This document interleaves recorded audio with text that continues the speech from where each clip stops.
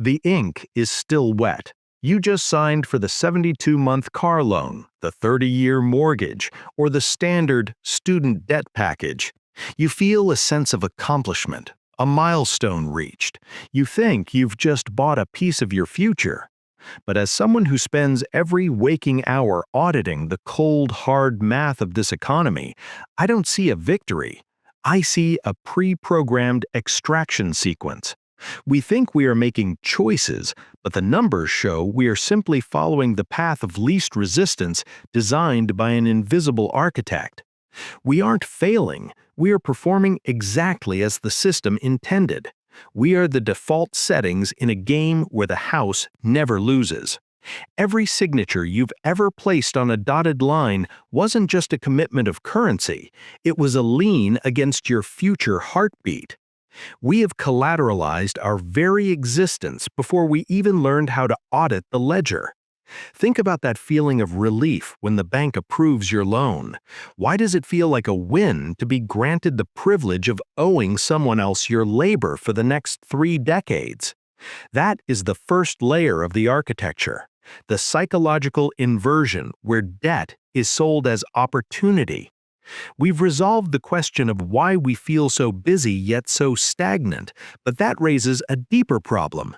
The trap isn't just in the big contracts, it's in the very floor plan of our daily lives. Look around us. You think you're choosing the cereal on the middle shelf because you like the flavor or the packaging.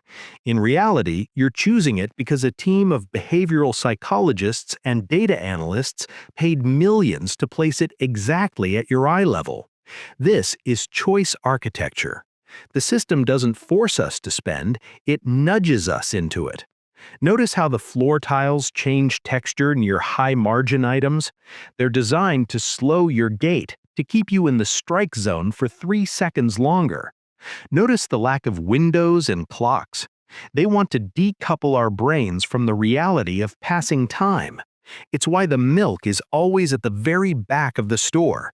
We are forced to walk past 1,000 high-margin temptations just to get the one thing we actually need for survival. We are being audited every time we walk through these doors. We think we're being smart by looking at the price tag, but we aren't looking at the energy cost. We've been conditioned to think that more options equals more freedom, but the math shows that more options actually leads to decision fatigue.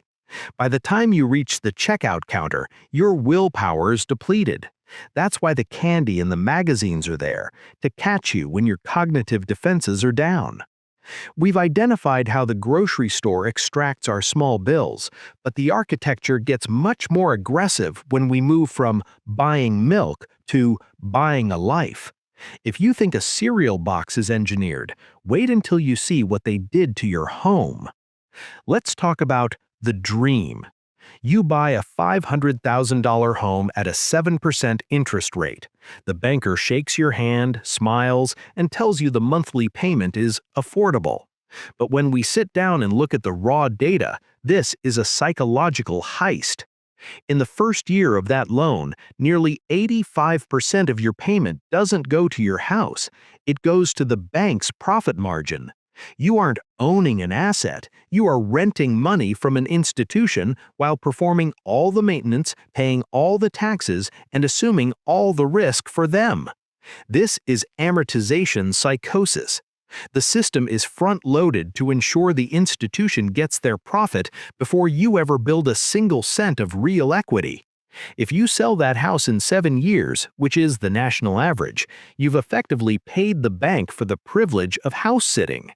We've been taught to look at the monthly payment, but we've been blinded to the cumulative interest trap. We've resolved why the American dream feels like a treadmill. We're running as fast as we can just to stay in the same place on the bank's ledger. But that leads us to the next layer. If the house is a trap, why are we so desperate to fill it with things we can't afford? It's because the architecture isn't just in the bank, it's in our neighbors' driveways. Look at this driveway. A new SUV, a freshly manicured lawn, a renovated porch. We call this success. But I'm looking through the brick and mortar to the debt-to-income ratios hidden behind those front doors. This is the social audit. Humans are biological mirrors. We don't determine our needs based on our own internal ledgers. We determine them by auditing the people 50 feet to our left and right. The system knows this. It weaponizes social proof to keep the consumption floor rising. We aren't buying the car because we need the transport. We're paying a status tax to ensure we're not the outlier in the neighborhood. We are literally borrowing from our 60-year-old selves to pay for a performance for people we don't even like. The system knows that if it can keep the average high, it can keep the extraction high. We've been tricked into an arms race where the only winner is the manufacturer. We've resolved the Joneses problem, but the architecture has followed us into the one place we thought was private, our own pockets. Once you realize the neighborhood is a metaphor, you see the code in your pocket. Why is the one-click buy button bright orange and impossible to miss, but the cancel subscription button is buried in a sub-menu of a sub-menu hidden in a font size meant for ants? This isn't bad design, it's friction engineering. The digital system is designed to make spending a frictionless, high-velocity experience, while making retaining as difficult as possible. We're being audited by algorithms that know exactly when our willpower is at its lowest, usually around 9:30 p.m. on a Tuesday when we're exhausted from work.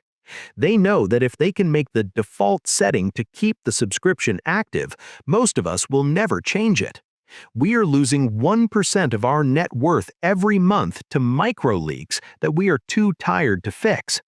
If you're tired of being a line item in someone else's profit margin, if you're ready to stop being the default and start being the architect of your own life, then you need to join this firm. Hit that subscribe button. We're building a community of people who refuse to be nudged into poverty. We're moving past the consumer setting and into the owner setting. We've identified the script. We've seen the invisible walls. We've audited the choice architecture, the amortization psychosis, the social mirrors, and the digital friction. We've seen part one of the architecture, but there is one final piece that we actually cheer for. It's the illusion of the nominal raise. In part two, we're going to look at the convenience tax, the specific mechanism the system uses to give you a 5% raise only to charge you 10% more for the privilege of saving the very time it just took from you. I've finished this part of the audit. It's time for you to start yours. I'll see you in part two.